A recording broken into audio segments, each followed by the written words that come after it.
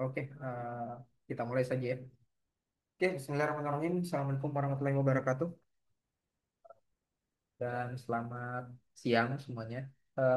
Hari ini adalah dua pertemuan terakhir. Jadi minggu depan itu kita kuis, lalu minggu depannya lagi pertemuan satu kali, lalu sudah final. Gitu, jadi final test. Em, Hari ini kita ngebahas terkait dengan pasar digital, nah. Jadi pasar digital, barang digital.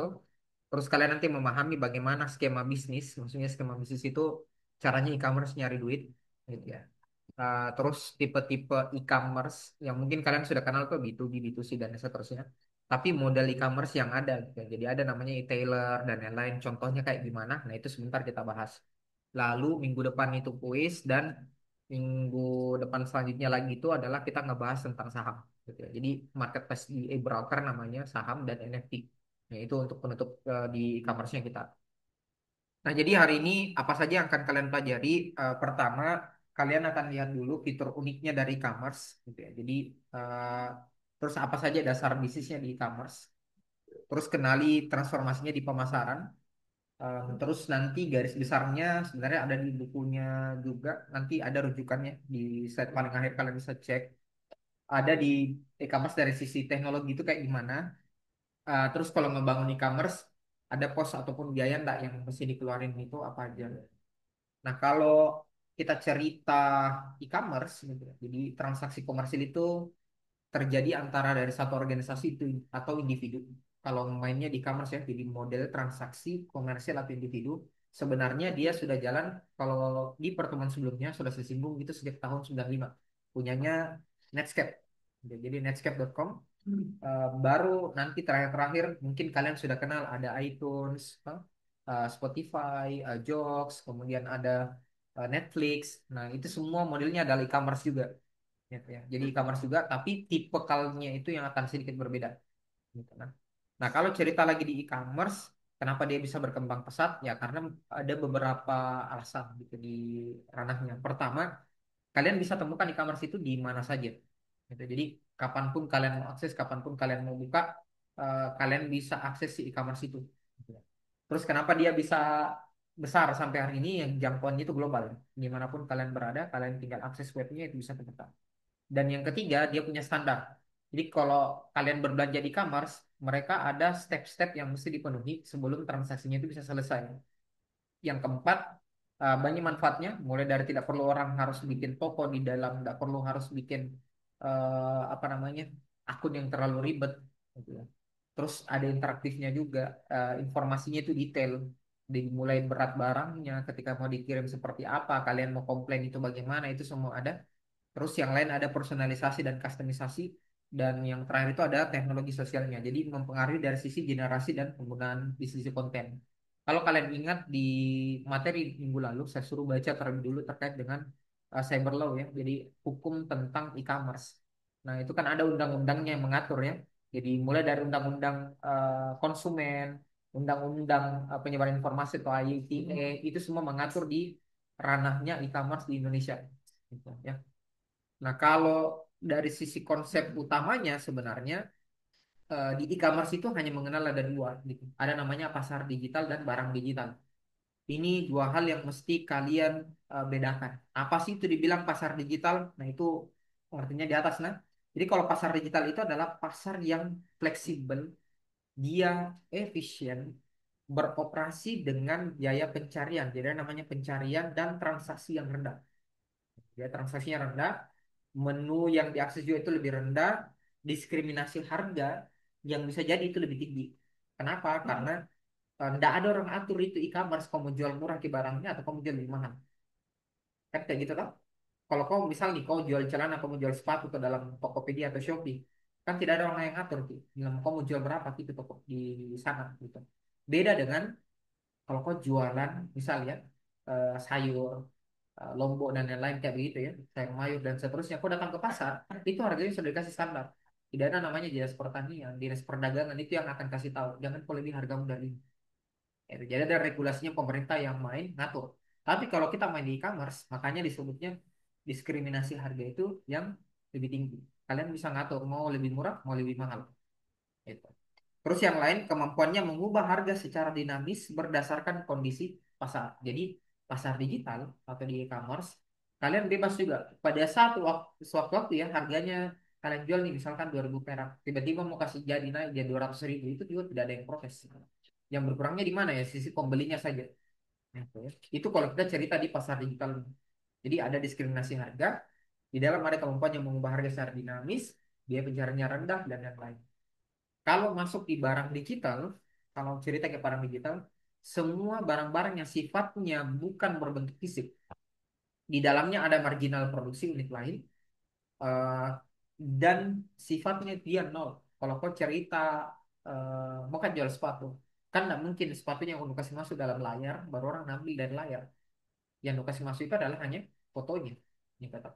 Dari biaya produksi saja tidak serta-merta nol sih. Mungkin kalian keluarin kuota atau apa untuk desain di Canva lalu kalian masukkan. Tapi secara garis besar itu biayanya relatif lebih rendah gitu ya. Nah, beda dengan kayak contoh dulu ada namanya file musik. Kalau kalian mau download musik atau mau gunakan musik, dulu paling ramai itu kau bisa dapat satu CD musik musik yang asli dari belanja kok ayam dulu. Kau itu KFC dan yang lain baru kau dapat CD musik gitu kan. Nah, jadi itu barang sifatnya yang modelnya digital. Tapi kalau dia model produksinya dalam musik dulu itu relatif lebih tinggi. Sekarang tidak. Orang naruh musiknya kemana? Ke YouTube, Spotify, Joox, ke apa lagi namanya? Yang lain-lain lah. Yang kau rasa kau bisa download dan dengar suaranya atau musiknya itu dari mana? Bahkan kalian dapat musik juga dari YouTube, kan?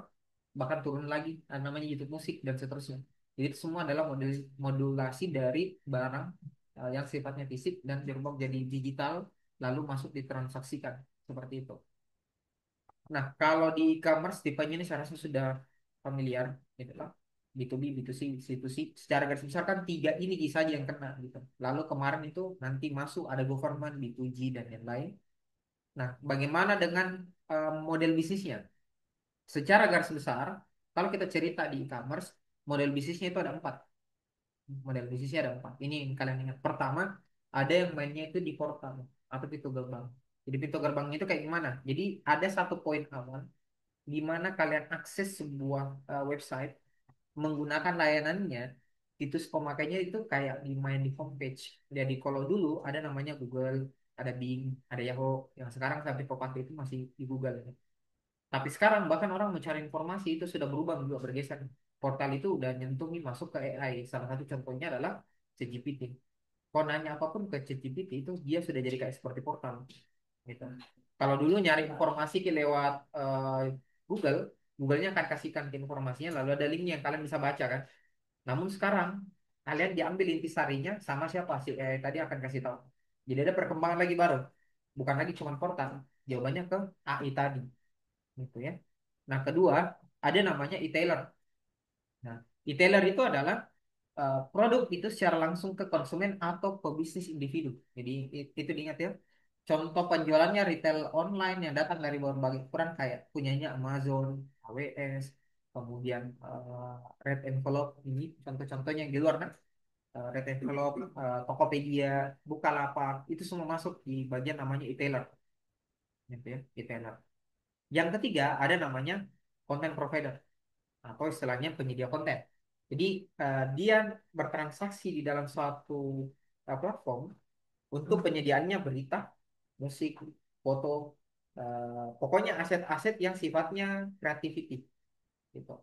Contoh kayak punyanya Redbubble, contoh kayak punyanya iTunes, punyanya games.com, WSG, Getty Image. Ini semua adalah gambar-gambar mockup yang dikasihkan ke premium, ada yang gratis, ada yang berbayar. Contoh kalau kamu download aset juga gitu ya. Pexels dan yang lain kamu ambil itu juga tempat yang taruhnya aset-aset gambar lalu kamu pakai itu mesti berbayar. Contoh misalkan kalau kita masuk konten provider itu Canva itu masuk juga. Jadi Canva itu masuk e-commerce juga gitu. Kalian bahkan bisa jual aset yang kau bikin ke dalam Canva untuk nyari duit juga. Jadi misal kamu bikin gambar logo tuh icon tertentu, kau masuk sebagai Canva kontributor, kau bisa jualan juga di situ.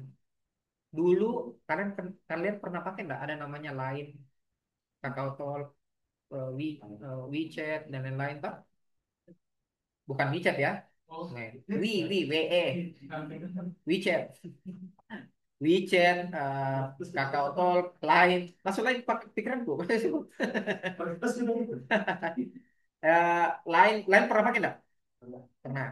Line itu salah satu konten provider dan dia masuk e-commerce karena kalian dulu bisa bikin stiker dan kalian jual. Gitu. Sampai di hari gitu ya. Kalian bisa pakai. Sekarang itu ada juga orang yang bikin memes gitu. Itu juga bisa dijual. Beberapa memes. Kalian bisa masukkan beberapa konten kreatifmu masuk ke sini. Yang lain itu ada namanya Redbubble. Anda pernah akses nggak? Atau kau punya fotografi dan lain-lain itu bisa kau masuk juga. Jualan foto ke dalam. Itu juga masuk e-commerce, tapi kategorikalnya masuk ke konten provider. Gitu ya. Jadi kalau kau cerita e-commerce, di kepala kak jangan sempit hanya bercerita tentang Tokopedia, Bukalapak, Shopee, dan seterusnya. Tidak hanya itu. Jadi kalian bisa lihat dulu dari jenis modelnya. Baru kau tarik. Dia masuknya itu di model yang mana. Gitu. Dipahami dulu ranahnya sana ya. Kalau cerita kayak di e-commerce.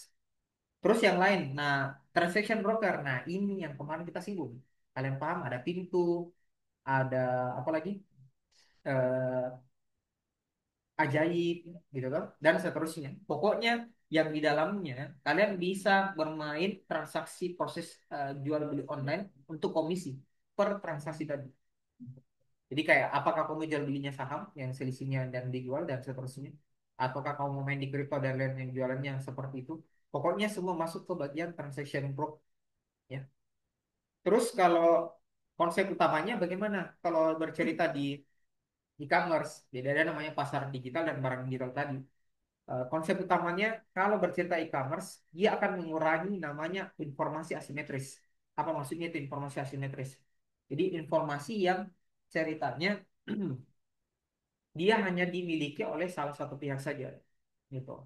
Tapi kedua-duanya itu tahu itu informasi asimetris.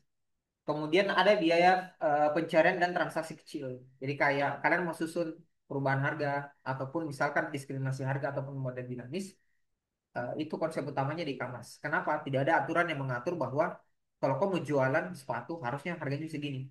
Tapi biasanya si penjual yang akan mengikuti pasarnya. Kayak di e-commerce ini dia jual sepatunya 200.000. Mau Kak jual juga di sekitaran itu. Nggak mau Kak jual di harga 1 juta contohnya misal. Tapi sebenarnya bisa dijual sampai 1 juta tadi. Itu tidak ada batasan. Ya. Terus disintermediasi. Apa itu penghilangan bisnis proses dalam rantai pasokan. Jadi bahkan kalian bisa jual beberapa produk itu langsung dari pabriknya gitu. Nah, sehingga kalau kita cerita yang fungsinya kemarin ada yang proses distribusi, ada yang dari pabrik bikin, ada yang jemput barangnya, terus taruh di pasar baru dijual, itu sudah dihilangkan. Bisa jadi kalian langsung berbelanjanya ke pabriknya kayak gitu. Nah, konsep juga utamanya kalau kita cerita barang digital, barang yang dapat dikirim melalui jaringan digital. Contoh musik, video, film, koran, majalah, buku. Itu semua masuk juga e-commerce. Ya, jadi kalau kau lihat kayak contoh Babe, kayak contohnya Tempo. Kalian pernah dengar nggak itu? Tempo dan lain-lain toh? Itu kan dia berita, koran berita dan lain-lain. Tapi kau disuruh berlangganan premium untuk baca beritanya lebih lanjut. Itu e-commerce. Masuk contohnya itu yang lain. Gitu ya. Dan dia masuk di barang digital tadi. Nah, cuman yang membedakan konsepnya kita tadi di bagian e-commerce ada yang namanya retailer tadi, kau bisa jual barang digital, gitu ya. Tapi modelnya adalah barang fisik yang dikirimkan. Nah, itu yang konsep yang kau pakai sekarang di Tokopedia, Shopee dan lain-lain. Kalian cuma naruh apa gambar dan lain-lain orang order, tapi barang fisik yang akan sampai kayak gitu. Kalian bisa beli juga beberapa aset ya melalui aplikasi-aplikasi digital. Kayak contoh dulu ada beberapa font, kalau kamu pakai font di Word atau apa dan lain-lain itu mesti berbayar. Nah, itu ya contoh masuk sebagai aset barang digital. Nah, contoh kalau portal ya jelas portal di Google. Contohnya lah di Google. E-tailer itu ini ada Amazon, ada Shopee, ada Bukalapak dan lain-lain. Ini contohnya e-tailer. Content provider itu ini. Ada yang tahu YouTube dan seterusnya. Jadi YouTube kalian bisa bikin. Kenapa YouTube masuk e-commerce juga? Jawabannya kalian bahkan bisa bikin channel di dalam. Kalian bahkan bisa jual konten videonya kalian. Itu layanannya modelnya menjadi member. Pernah nggak kunjungin satu website channel? Dulu ada satu channelnya itu kalian nggak bisa akses, kok harus jadi member dulu di situ. Itu konten provider. Jadi kalau sudah ada nih proses di dalam, ingat tadi pengertiannya si e-commerce yang di kiri ini. Hmm. Transaksi komersil secara digital. Itu aja kata kuncinya, toh. Eh, jadi kalau di dalam ada nih transaksi, kalau yang kau lihat, kita sudah bisa sebut dia sebagai e-commerce. Itu konsep yang mesti kau ingat gitu ya. Apalagi contoh eh, yang lain ya. Nih, broker ada namanya Nasdaq. Gitu. Ini Nasdaq ini sahamnya, kalau ini di luar nih, sahamnya Amerika apa dan lain-lain. Kalau di kita kan BI ya, Bursa Efek Indonesia namanya. Nah, di dalamnya ada providernya, ada Arif tadi yang disebut, ada Ajaib, gitu toh, Stockbit, dan seterusnya. Itu masuk sebagai e-commerce dalam kategori broker. Ada juga yang main di pencipta pasar. Jadi kayak dia mau nargetin suatu pelaku pasar, jadi kenanya dua, pencipta pasar sama e-tailer. Jadi eBay, dulu ada namanya, saya lupa, barang bekas OLX dan lain-lain yang bisa kau jual dalam situ. Kalian masih dapat tidak itu? OLX dan kawan-kawannya dapat kan?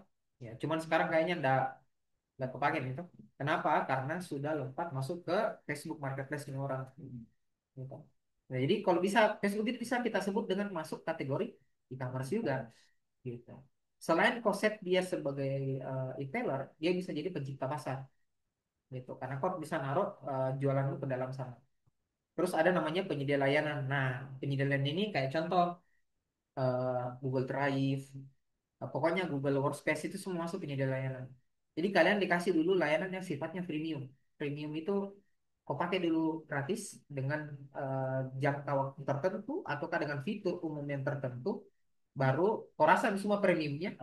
Nah, premium ya, free, FREEMIUM. Jadi kau rasakan dulu fitur yang gratis, fitur premiumnya tapi gratis. Dibatasinya di mana? Contoh, hanya penyimpanannya. Kalau kau pakai Google Drive itu cuma dikasihkan ke berapa? Kalau nggak salah 15 giga, gitu kan? Hah? Sama. Ya. Jadi kalau WiFi sih dia penyedia layanan juga maksudnya. Jadi kayak kau bisa pakai WiFi-nya sama sih dengan kuota juga. Kuota itu kamu juga sebenarnya. Nah, terus ada namanya community provider. Jadi kalau cerita community provider di modelnya e-commerce, dia itu situs yang ciptakan lingkungan digital online di mana ada tempat pertemuan online juga secara tidak langsung. Kalau ini contohnya adalah MySpace. Kalau dulu ada MySpace, jadi kok bisa pakai ada fitur-fiturnya. Saya rasa kalian dapat ini. Pernah pakai enggak?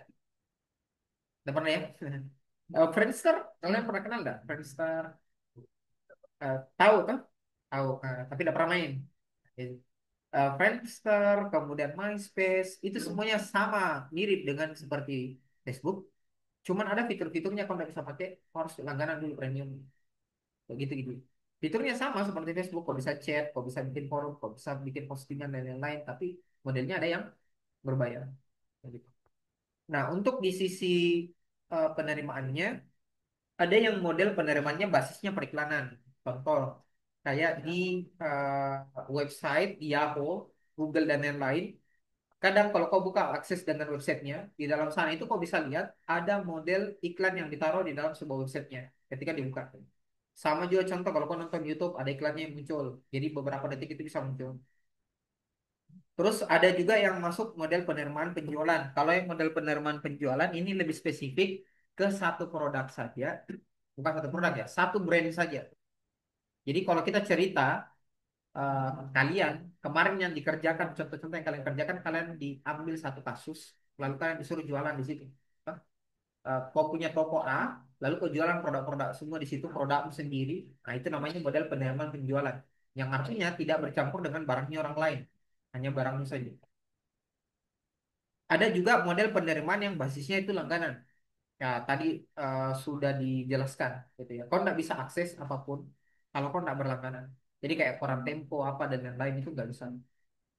Beda yang ini, yang keempat, free alias gratis ataukah premium gitu.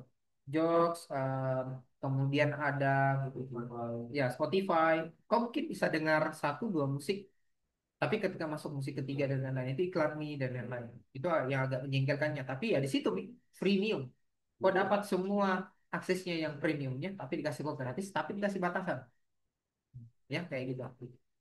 Terus ada penerimaan biaya transaksi. Nah kayak contoh eBay, contoh tempat lelang dan lain-lain. Kalau dulu ada namanya lelang mobil, lelang motor.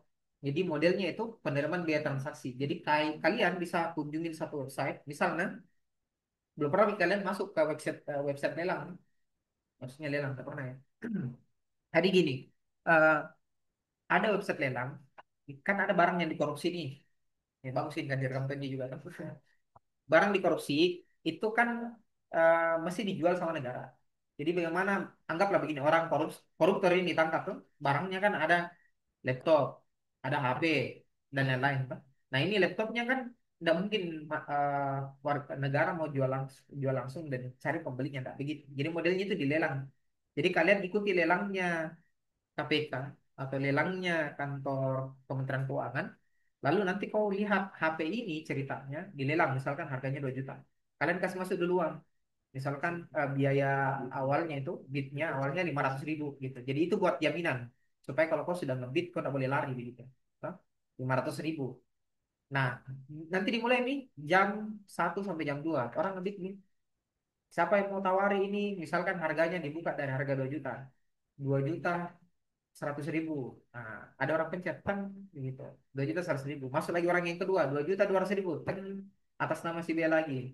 2.300.000 siapa mau ambil? Nah, pencet lagi di HP-nya, HP dan nah, atas nama ini lagi. Pokoknya sampai tertutup time-nya, tidak ada yang lagi yang menawar di atasnya 2.400.000 itu, maka di 2.400.000 akan menang ke orang yang terakhir itu. Bagaimana uangku kayak saya sudah masuk akan dikembalikan. Nah, jadi misal kau masuk tuh ngebit ke 500 memang 500.000 akan dikembalikan lagi. Begitu. Kau bisa transfer lagi kembali ke rekeningmu. Jadi itu konsep penerimaan biaya transaksi juga. Jadi lelang apa dan lain-lain itu masuk. Itu unik nah. Kadang kau bisa dapat HP-HP beginian yang harganya 20 juta, cuma dapat 7 juta, cuma dapatnya jadinya 8 juta dan lain-lain. Ya hasilan, gitulah. Gitu. Nah, terus yang lain itu ada flip. Siapa yang senang baca komik? Siapa yang senang nonton film Korea bajakan? Siapa yang senang dan lain-lain? Yes, layar kaca LK21 toh. Nah, itu juga e-commerce tapi modelnya update. Jadi kayak dia naruh satu konten di situ, ya kan? Terus kau dikasih satu slot, bebas kau mau iklan di websitenya dia atau tidak. Biasanya gitu. Nah, jadi kadang kalau kau mau download filmnya, cari tombol downloadnya saja itu susah. Betul kan? Nah, nyari tombol downloadnya saja itu susah karena kenapa dibikin begitu? Semakin banyak kau ngeklik, gitu kan, semakin untung si afiliatnya, si afiliasinya. Nah, jadi contohnya kayak kalau kau baca komik ada Samih Hadaku, ada of Lovers, ada apalah begitu. Pokoknya kalau kau nonton anime lah gitu. Kalau Korea itu saya tak tahu, pokoknya ada lah gitu. Lok Lok ya. Nggak salah Lok Lok gitu kan. Yes. Kalau Lok Lok itu sama ya, dia uh, content provider plus afiliasi. Jadi di dalam itu kalau kau nonton filmnya Koreanya di Lok Lok kan ada iklan kan? Nah, baru di skip dan yang lain. Yang cowok tidak tahu tuh. Kalian tahu? Tidak ya? Silakan tanya itu sama nonton film. Padahal Lock Lock itu ada juga anime ya. Lock Lock ada juga. Nah, ada anime juga di. Nah, untuk konsepnya gitu. Jadi secara garis besar kalau kau baca bukunya Digital Marketer, efisiensi di e-commerce, dia sebut itu kayak gini.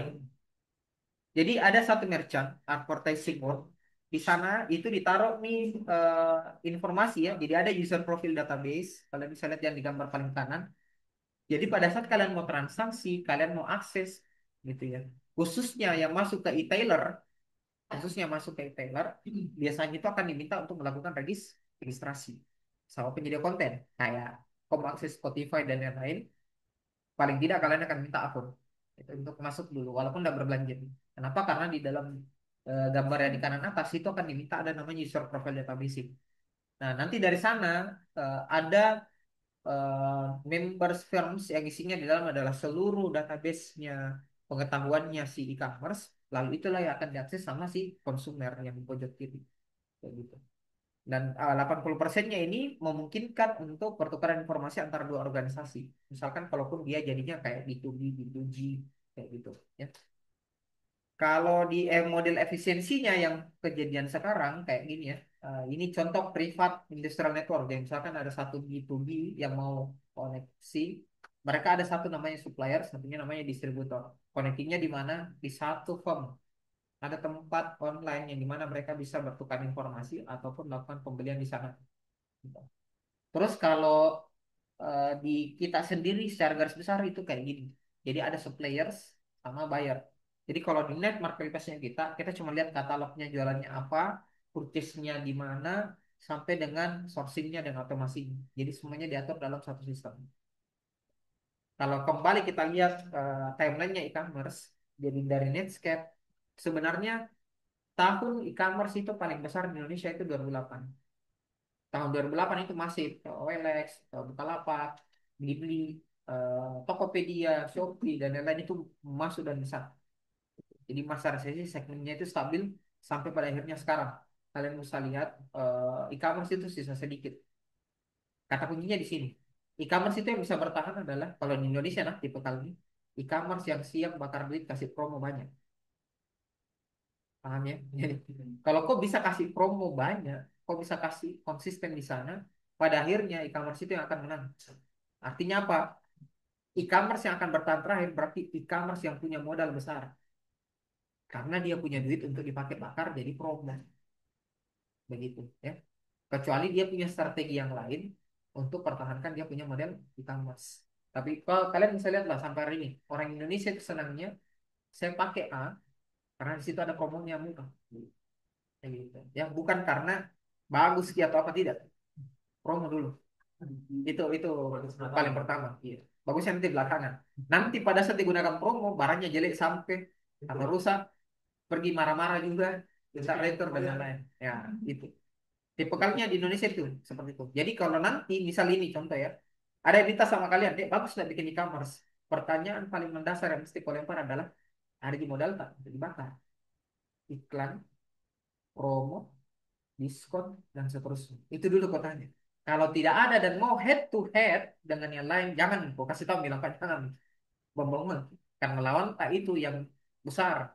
Shopee, Tokopedia, TikTok Shop, dan seterusnya.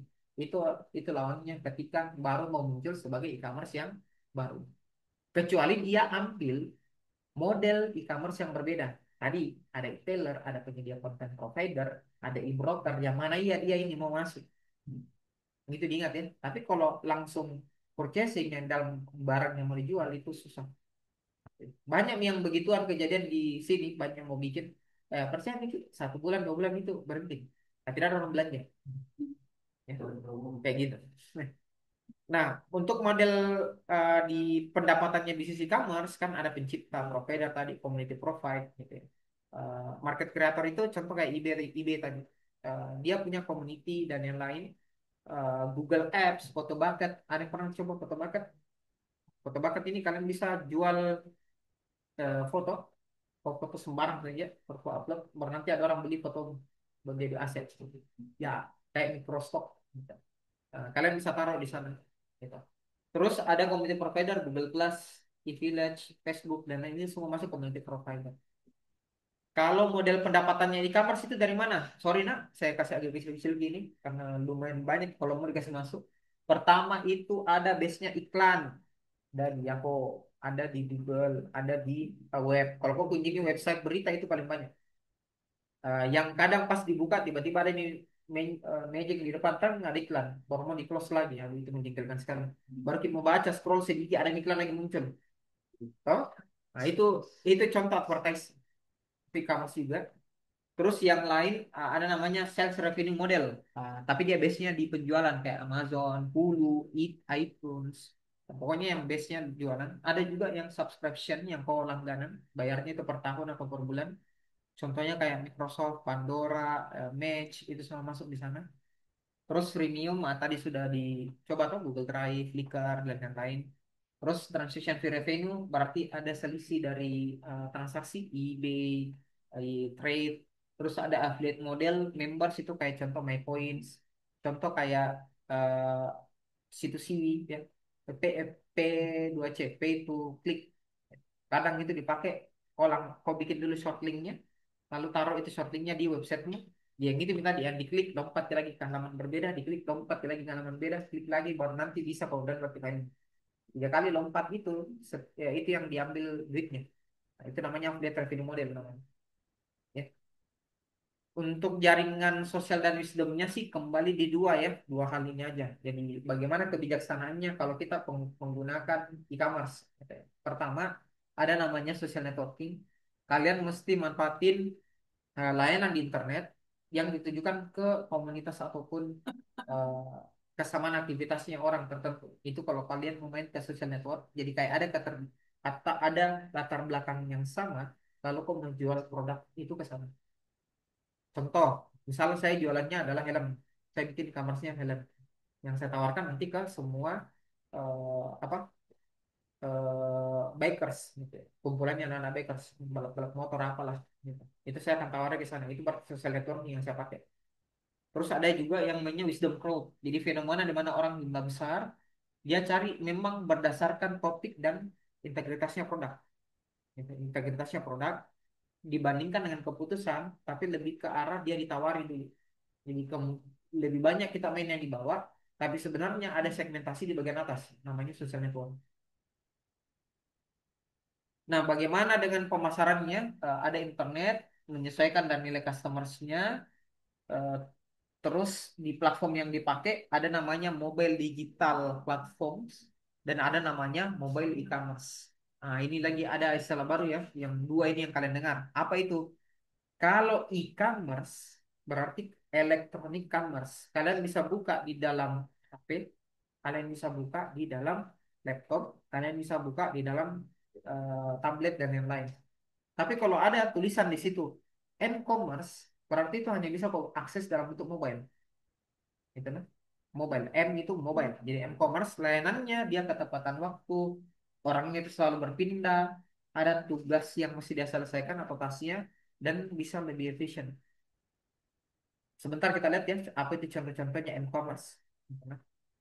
Terus ada yang namanya aplikasi layanan berbasis lokasi. Nah, kalau istilahnya kita namanya adalah geososial.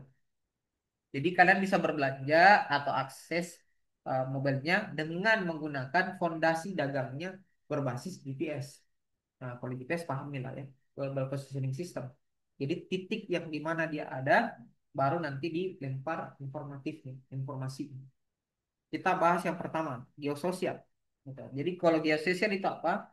Dia akan kasih tahu eh, apa namanya, di mana orang ataupun titik jualan sesuai dengan lokasi yang dia set. Jadi geososial itu contoh dulu ada namanya Foursquare. Ada yang pernah coba nggak? Foursquare. Nggak pernah. Tapi pernah dengar namanya? Nggak pernah juga. Oke. Jadi Foursquare itu kalian bisa mirip seperti Google Maps. Kalau pernah ada foto-foto gitu, kalau buka Google Maps, lalu cari kalau misalkan kafe terdekat. Ya. Terus di kafe terdekat itu akan muncul semua list-list kafe yang terdekat dari posisi. Itu namanya geososial. Terus di Foursquare itu kok bisa langsung belanja melalui itu. Kok bisa langsung belanja melalui platformnya. Bahkan bisa kok ambil apa namanya, ambil tempat duduk melalui itu. Nah itu geososial. Kalau sekarang dikembangkan lebih masif kayak kau bisa belanja tiket nonton dan yang lain itu bahkan melalui handphone. Ada GoTix, ya kalau Gojek namanya GoTix. Ada MTix, ada apa lagi? Ya, Tix ID. Nah, itu semua masuk kayak contohnya geososial. Kayak kau mau cari nonton film A, tapi dia akan kasih lihat kan kok film A ini muncul di Mall Panakukang, mall apa. Pokoknya yang di sekitarmu. Gitu. Itu geososial. Artinya kau bisa bertransaksi eh, di satu produk tertentu berdasarkan titik lokasi yang tadi. Ya. Terus ada lagi namanya geoinformasi. Kalau geoinformasi, dia kasih tahu harga dari rumah yang dicari. Eh, Kalau contohnya kemarin ada namanya Wikitut. Ya, di Wikitut ini dia kasih penjelajahan khusus smartphone, ada GPS, kompas, ada 8.000 titik lengkap dengan ribuan situs lokal dan berbasis browser. Jadi kayak ini. Kalau kau pernah datang kalian pernah akses museum gitu tuh. Tapi museumnya ini dipindahkan dalam bentuk smartphone. Yes. Kau bisa buka, terus nanti dia akan kasih arahkan kau di mana museum yang paling terdekat. Terus ada merchannya yang dijual di museumnya. Kalian pernah masuk museum? Dulu kunjungan visitasi sekolah atau apalah begitu tuh belajar belajar sejarah gitu. Kalau kau datang ke Pulau Jawa, gitu, ada merchannya yang dijual melalui Wikitud. Kalau di sini kan tidak ada merchant, masuk kok souvenirnya. Kan paling datang juga di sini lihat-lihat kok itu gambar-gambar begini, gitu. Sebenarnya itu di akhir sesi yang pas kok keluar ada itu penjual-penjualnya. Kalau di luar tuh, kalau datang kok ke Candi Prambanan, datang ke kemana, itu ada anunya, ada souvenirnya. Nah, kau bisa belanja souvenirnya itu melalui Wikitud. Gitu. Nah, itu contohnya Wikitut ya. Dia base-nya adalah informasi. Jadi selain informasi tentang lokasinya, yang museumnya ini tentang apa dan lain-lain, kau bisa transaksi juga melalui platformnya itu. Gitu. Cuman agak agak kurang ke marketnya. Kenapa? Karena orang yang beli itu hanyalah contohnya orang yang ke museum atau ke satu titik tertentu. Kayak gitu dia. Terus ada namanya Shopkick. Ada yang pernah lihat, ada yang pernah dengar dia ini? Pokoknya ini istilah-istilah yang bukan istilah mungkin contoh e-commerce di zaman dulu kala yang ada idenya menarik tapi mati Ki kasihan. Nah, jadi ini contohnya Shopkick itu kalian bisa beli beberapa barang-barang retail kayak Best Boy, Sport Authority, Macy's. Jadi kalian bisa cek kupon untuk belanja ke sana. Jadi kayak gini, kalau kau beli sepatu-sepatu Nike, Adidas, itu kan biasanya ke sport station. Jadi kalau kau masuk ke mall, ada tulisan apa sport station. Di situ jualan sepatu-sepatu ajaib lah gitu, yang mahal-mahal, jutaan. Gitu. Nah, di Shopee, kau bisa beli beberapa sepatu-sepatu. Di dalamnya ada toko sepatu yang banyak, dan kau bisa transaksi. Kau bisa lihat toko di situ itu dia jual sepatu ukuran berapa, gitu. Eh, Terus modelnya itu kayak gimana. Nah, itu ada di Shopee.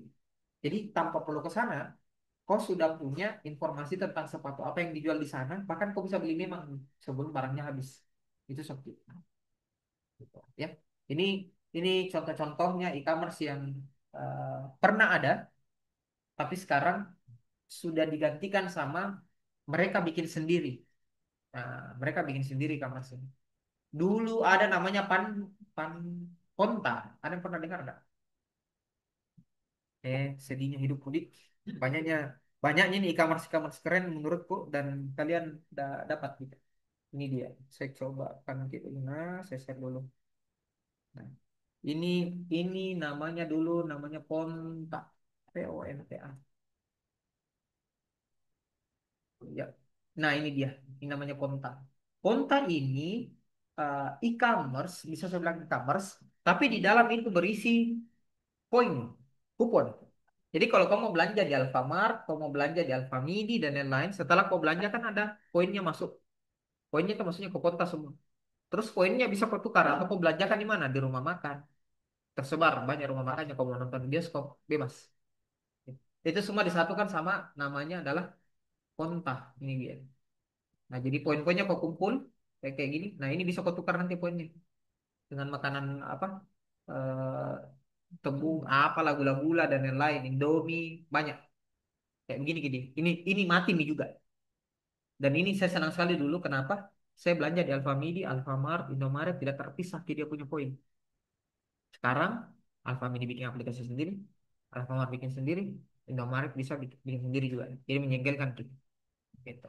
Sekarang ada lagi modelnya e-broker, namanya Yap. Yap ya atau apa Kak? Lupa Kak. Pokoknya kau lihat di TikTok yang kau bisa beli Ricis itu dengan harga 7.000. Ya gitu kalau salah. Tapi ada nggak? Kau ikuti ini? Kau ikuti. Tapi dengar gitu? Kau download? Nggak kau download? Oke. Tahu nggak itu apa? Nggak tahu. Itu layanan kartu kredit. Yes. Jadi kalau kau download dan lain-lain, pas kau mau belanja kau aktivasi. Murah aja memang, tapi sebenarnya kau sudah aktivasi kartu kartu kredit tadi. Seperti itu. Ya, jadi lihat mungkin sekarang oh model e-commerce, model pembayaran dan lain-lain bisa ke sekarang orang dengan dikasih ke harga lebih murah tapi ada pengorbanan yang dilakukan. Nah, modelnya akun yang mesti kau bikin dulu, ada eh, privasi yang mesti kau share dulu baru kau dapat gitu. Kalau nggak salah ya atau apa kak lupa kak. Pokoknya dia itu Kau bisa beli Ricis 5.000 perak, Dunkin Donat itu dengan harga 10.000, apalah gitu. Pokoknya yang harga-harganya ya lupa kan namanya. Pokoknya itu secara tidak langsung kartu kredit. Ada kartu kredit terakhir. Di ujungnya itu kartu kredit sebenarnya. Oke, itu tadi kita lanjut lagi di materinya ya. Jadi minimal kalian lihatlah bahwa ternyata dari dulu sebenarnya sudah ada itu model-model e-commerce yang lain dan mereka jalan. Enaknya itu kalau manusia kita bisa belajar dari kesalahannya orang dari dulu. Kalau ada yang sudah dia bikin, pelajari Ki. Sistem ini sudah pernah nggak dibikin sebelumnya? Apa yang kurangnya? Lalu kok bisa perbaiki. Contoh kayak gitu. Ada juga yang mainnya kayak di permainan dan hiburan. Nah, ini juga ya. eh, Isi tablet dan lain-lain. Dulu ada namanya Funfield, Cityfield. Pokoknya ada file-filenya lah belakangnya. Jadi kok bisa saya mau bilang judol. Iya juga gitu. Jadi dulu Texas Poker kalau nggak salah Hold'em Poker lupa ada namanya. Jadi kok main poker begitu. Chipnya itu bisa dijual. Pernah dengar nggak orang yang main poker begitu di Facebook apalah gitu tuh. Dia mainnya poker. Nah, transaksinya itu di luar. Nah, itu e-commerce juga, tapi dalam bentuk permainan atau hiburan. Jadi dia main, saya kumpul chip, baru aku jual nih, misalkan berapa aku mau jual? Satu satu miliar, 1 juta atau dia jual misalkan 100.000 gitu. Bahkan ada orang yang dulu mainnya Texas Hold'em poker itu bisa beli motor, beli mobil ya. Dari chip yang ditransaksikan dalam bentuk fisik tadi. Gitu. Jadi dia transfer chipnya, baru dia terimanya uang fisik, begitu. Ya. Itu juga unik. Yang saya bilangnya unik. Yang sampai sekarang berkembang menjadilah judi online dan lain-lain, gitu ya. Nah, tapi kalau kita cerita judi online itu panjang lagi. Ada lagi di belakangnya karena judi online itu tidak bakal pernah kau bisa menang. Nah, kasih dulu satu kali, kau rasa enak dan kau akan coba terus. Coba terus, main terus. Dan perasaan itu hanya akan bilang, saya cukup menang satu kali, saya nambah lagi. Padahal kau sudah kasih keluar uang lebih dari itu. Itu yang mesti dipahami, nah, karena manusianya orang Indonesia itu senang sekali mencoba sesuatu, dikasih teng, gitu. Pakai terus dia punya platform. Nah, mobile e-commerce itu juga mengacu sama layanan ya, basisnya lokasi tadi udah disinggung.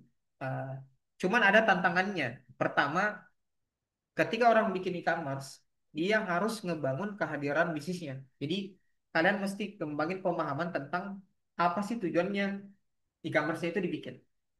Yang kedua, teknologinya. Bagaimana memilih teknologinya yang sesuai dari si e-commerce tadi. Seperti itu.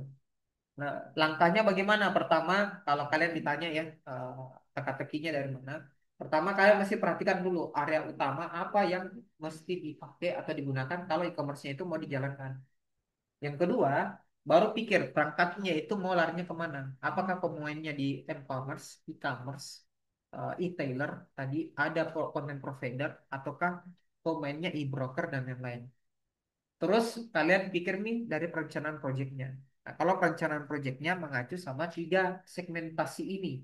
Pertama, sasarannya apa, fungsinya apa, kebutuhannya apa. Jadi kalau kita cerita tadi sasarannya adalah produk yang mau dipajang, posisinya ada produk yang mau dipajang, berarti fungsi sistem harus kita siapkan ada katalog di dalam. Kenapa? Karena dari situ orang bisa lihat produknya yang dipajang. Terus kebutuhannya apa? Di dalam itu harus ada teks yang bisa dirubah. Artinya kan kalimat-kalimatnya kalau mau ganti dan yang lain yang biar menarik. Sama ada grafisnya, katalog grafisnya. Bisa berupa gambar, bisa berupa suara, video, dan lain-lain. Kalau kau perhatikan Tokopedia, Shopee, dan lain-lain. Kalau kau belanja, yang dia mainkan itu teks plus ada gambar dan di ujung slide-nya itu ada video. Nah, kalau kau lihat tuh, kalau kau next next gitu, tidak hanya gambar, biasanya itu di ujung itu yang bagus. Ada nih video itu yang tak putar, videonya tentang alatnya, dipakainya bagaimana, dia kasih lihat di tutorial barangnya kayak gitu. Nah, cuman sekarang sedikit beralih nih orang kemana? Kalau kau cerita TikTok, orang sudah menghilangkan tadi itu gambar, langsung kemana? Lompat ke yang ketiga, mainnya di video. Dia buka dulu videonya, cara pakainya apa dan lain-lain, baru terakhir itu kau bisa langsung belanja di cash out di keranjang kuningnya itu. Kayak gitu. Jadi tidak ada dia lompati itu yang digambar karena kita sudah mau skip, mau kita lihat ke fungsinya itu barang kayak bagaimana. Kayak gitu. Terus ada informasi produk atau kontennya otomatis fungsinya buat apa? Ada database produknya. Terus kebutuhannya apa? Ada deskripsi, ada harga atau kumpulan angka, tingkat persebarannya. Ya, itu. Tingkat sebaran gunanya apa? Kalau barangnya mau dikirim, ketahuannya berapa lama dan lain-lain. Terus bagaimana pembayarannya? Berarti kau harus siapkan ada namanya keranjang belanja. Kan orang belanja produknya tidak tidak hanya satu, bisa jadi lebih. Nah, kalau lebih berarti harus ditampung. Nah, namanya adalah CART, CART atau keranjang belanja. Terus model pembayarannya ada K-transfer, COD, dan yang lain. Nah, kalau membangun situs webnya secara mandiri ataupun secara alidaya, saya ambilkan ilustrasi itu sederhananya kayak gini. Jadi kalau kau main bangun situsnya, ini bukunya langsung saya scan. Nah, sorry itu sih bukunya agak lama nih, jadi biar gampang kayak gini. Kalau kau mainnya di Mandiri dan Mandiri, jadi lihat di sini itu adalah pengoperasionalnya, yang di atas itu adalah situsnya yang dibangun, kita bagi dua. Kalau main di Mandiri dan Alidaya, artinya kau mau berperan sendiri kok tapi kau punya tim, berarti bagi tugasnya. Yang mana kerja databasingnya, mana bikin desainnya dan lain-lain. Kalau kau bercerita pembagian tugas dengan ahli daya dan ahli daya, kau tidak perlu kerja. Artinya kau bagi semua ke semua orang yang lain. Gitu. Ahli daya keseluruhan. Berarti kau kasih ke semua orang. Konseptualnya kau yang pegang. Atau kau mau ambil yang mandiri baru ada ahli daya. Kalau mandiri dan ahli daya sama ya. Kau masih tahu minimal orang yang kau kasih pekerjaan. Tapi control loss-nya itu kau juga tetap terjun di dalam gitu. Jadi kayak desain produknya, kemudian harga, kau juga yang ikut ke dalam, walaupun kau tidak kerja. Gitu. Keputusan pengelolaan di webnya, kayak contoh ya, ya ini tingkat paling sederhana kalau orang yang mulai starting bikin e-commerce-nya sendiri, kita bisa belajar dari Amazon tuh. Amazon dengan eBay, dia pertama kali ngebangun bisnisnya itu dari garasi rumahnya. Jadi kalau kau baca itu anunya, garasi rumahnya yang dia pakai, jadi dari sana baru dia pelan-pelan bisa jadi perusahaan yang besar. Kalau ini kalian cari di Google nanti eh, proses berdirinya Amazon. Itu Jeff Bezos yang kepalanya botak. Dulu itu rambutnya banyak, kan? Cuman hari ini hilang nih rambutnya, tapi tambah gagah ya. Lihat Jeff Bezos, eh, startingnya dari garasi rumahnya. Terus nanti memilih kalau sudah jalan bisa cari investor, bisa cari orang yang bisa kelola websitenya. Kalian bisa ikuti juga contoh case-nya punyanya Canva. Ada yang tahu Canva? Ya, kau pakai lah tuh. Canva itu yang bikin cewek dan bukan anak IT.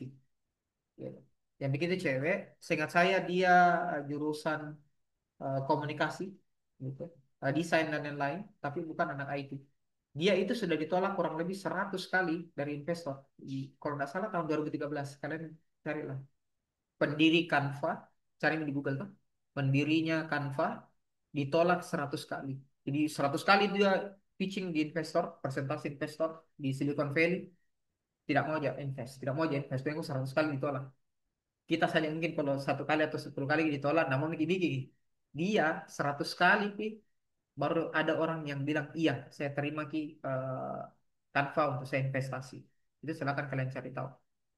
Ya, nah, saya lupa namanya. Coba beri cari tahu siapa namanya. Tahu nggak? Dapat nggak namanya? Pendirinya Canva. Ya, betul. Melanie. Dia itu kalau nggak salah kebangsaan Australia. Cewek. Nah. Iya. Dan dia bikin itu sama di pacarnya. Dan ya, betul. Dan sudah jadi suaminya sekarang. Nah, syukur bagus sih ya. Jadi suaminya saya kira pisah itu. Jadi suaminya sekarang. Melanie. Ya. Namanya juga kayak Tommy orang Indonesia. Gitu. Jadi Melanie. Dia itu bikin Canva. Saya lupa. Sebelum jadi Canva ada namanya. Eh, Dia masuk di e-commerce tapi kategori penyedia konten di awal. Sampai pada akhirnya dia punya visi bangun situs webnya dan dibantu sama ada orang investor dari Google. Nah itu tadi makanya ditanyakan kalau kamu mau bikin webnya apakah kamu mau alidaya atau kamu mau mandiri. Dipilah dua itu. Jadi Melani pakai pendekatan tadi alidaya dan mandiri. Jadi dia tetap terjun masuk ke dalam plus dibantu sama orang yang akan bikin apa yang atur konseptualnya dia. Penggunanya kan Pak kalau nggak salah sampai hari ini sudah sentuh sampai 60 juta orang. Jadi bayangkan ya 60 juta satu dunia itu pakai Canva. Em, Pengelolaan juga bisa kau ambil namanya colocation, ya, colocation agreement. Jadi kan tidak mungkin ini web kau bikin tidak dikasih online. Otomatis kau mesti sewa server, apa? Kau sewa hostingnya di mana dan lain-lain.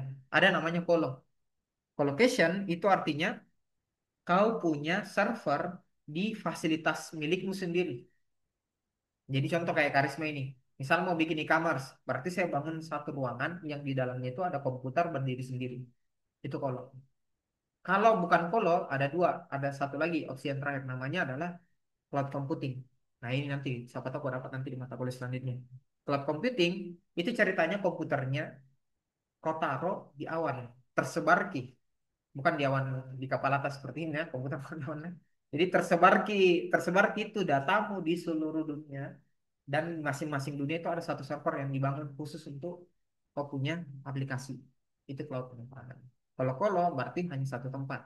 Artinya apa? Kalau ini tempat tenggelam, habis. Kau punya web dan lain-lain itu habis. Tapi kalau sifatnya cloud disebar ke ini tenggelam, masih ada di tempat-tempat lain masih hidup datanya. Nah, dipahami ya konsep itunya. Jadi memikirkan bikin e-commerce-nya kembali lagi mau konsepnya Kolo atau mau konsepnya cloud tadi. Ya. Yes, Kolo lokal tapi kau bisa akses dari mana aja. Nah, gitu ya. Fisiknya ada di satu tempat gitu ya. Nah, terus kalau yang cloud tersebar di sama konsepnya dengan blockchain. Nah, bagaimana penganggarannya? Sorry, nah, agak kecil nih. Ini skemanya. Kalau penganggaran yang bagus ya dari bukunya. Pertama itu mesti konsep di bagian 30% itu adalah perangkat lunak dan pengembangan kontennya. 30 dan 20%. Sisanya yang lain itu 10% ada di desain, ada pemasaran, perangkat keras, dan lain-lain yang mesti dipikirkan. Ini anggarannya. Gitu ya. Nah, kalau kamu mau lihat perkembangannya tahun 2018, ini ada videonya. Saya coba klik nah. Ini, nah ini dia. Tahun 2018 ini kalau saya tidak salah ingat diliput sama CNN. Ini bisa lihat. Ini tahun 2018. Tidak masuk soalnya ini. Nah, tidak masuk di soalnya. Tapi ini bisa kalian lihat e-commerce itu ini 6 years ago sekarang kurang 6 2019 ya 2018 2019 jadi diliputnya masifnya itu di sini tahun ini. Jadi e-commerce jadi mainnya dari gudang gudang dulu ke orang manusia yang sorting dan lain-lain sampai sekarang bahkan kami manusia yang sorting di sini gila ini bayangkan ya perkembangannya masif ini Lazada CEO-nya Lazada logistik Aswat Ramesh orang orang India memang yang masuk ya, di sini ini banyak. Kalau kalian mau lihat atau nonton videonya, bagus kalau tonton di CNN. Itu contohnya di e-commerce. Oke, lanjut lagi. Nah, untuk di tadi yang perbedaannya apa di e-commerce? Nah, e-commerce itu ini.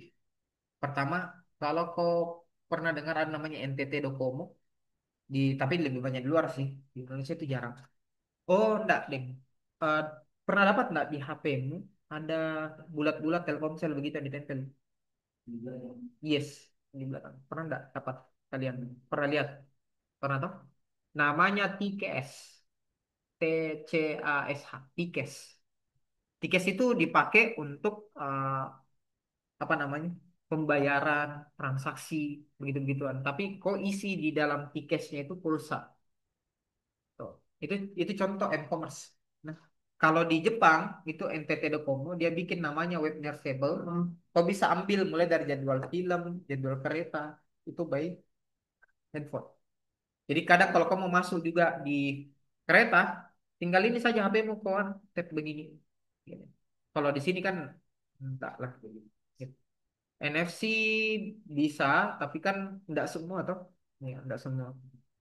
Terus ada Citibank punya, dia bisa ambil perubahan informasi rekening itu melalui telepon seluler juga gitu. Terus ada di Amerika Serikat itu di iklan. Nah, oh di sini Indonesia juga kena ini, e-commerce. Contoh, kalau kau akses website, kau mau login ke jaringan internet, anggaplah di kampus.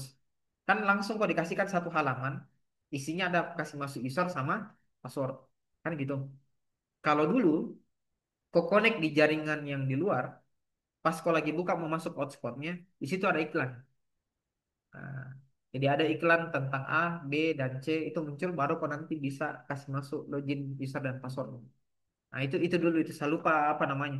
Nah, itu contoh periklanan yang sifatnya nirkabel yang Anda pakai gitu ya. Terus ada permainan hiburan ya kayak dulu ada namanya ringtone yang mesti di-download gitu. Em, Intinya kalau membangun si e-commerce ya kalian harus tahu ya bidang utamanya apa. Kembali tadi e-tailer, e-provider, e-broker atau apa jenisnya yang kamu pakai, platform yang kamu gunakan itu bagaimana, terus baru kau pilih nih nanti keputusan pembangunannya itu pakai apa, modelnya e-commerce, mobile commerce dan seperti apa, terus hostingnya kau mau bagaimana, terus set anggaran. Anggaran tadi sudah saya kasih tahu yang pie chartnya, eh, hardware dan lain-lain. Gitu. Nah ini saya kutip punyanya Amazon. If you do build great experience, okay, customer tell each other about what of more is very powerful. Jadi dia bilang Jeff Bezos begini, kalau kau bikin pengalaman yang bagus, maka secara otomatis orang-orang itu akan bercerita ke orang lain. Itu dia bilang Jeff Bezos.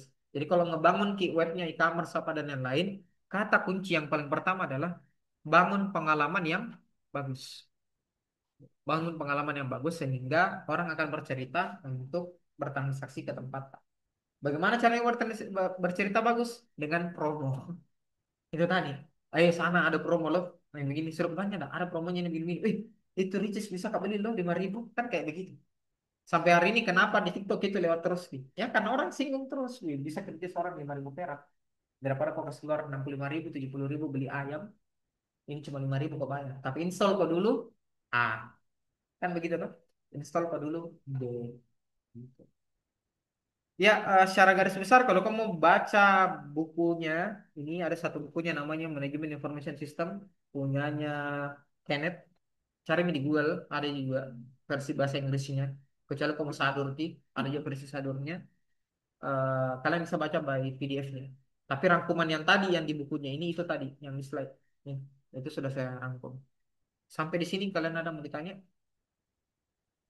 Minggu depan kita itu kuis, ya. Kuisnya seperti biasa, saya akan kirim ke grup WhatsApp-nya kita. Jadi tidak ada di pertemuan nah minggu depan. Terus minggu depannya lagi kita pertemuan terakhir, gitu ya. Em, dan minggu depannya lagi itu sudah final test. Final testnya bagaimana Kak? Jawabannya langsung nih. Modelnya seperti kuis. Oke, modelnya seperti kuis. Tapi tolong on time key di pengumpulannya. Karena lewat saja sedikit, poinnya itu akan minus sama seperti kuis. Tapi poinnya minusnya itu tinggi. Yang jadi ingat, nah. Perlu kalian ingat juga, poin yang tinggi itu kan kemarin di mana Ki? Di kuis, mid, dan final. Tuh kalian pastikan betul-betul jangan kok miss di situ, jangan kok tidak ikuti itu. Gitu. Nah, sisanya tugas kalian lain walaupun telat, ini saran nah, walaupun telat kalian telat mengumpulkan, kumpul saja. Jangan kau pernah biarkan Ki tugasmu kosong. Karena apa yang mau nilai kasihan. Nggak perlu kau nilai kau dengan mata batin begini kayaknya anaknya baik. Ini kayaknya dua, ya nilainya 50, 60. Oh kayaknya baik sekali ini anak 90.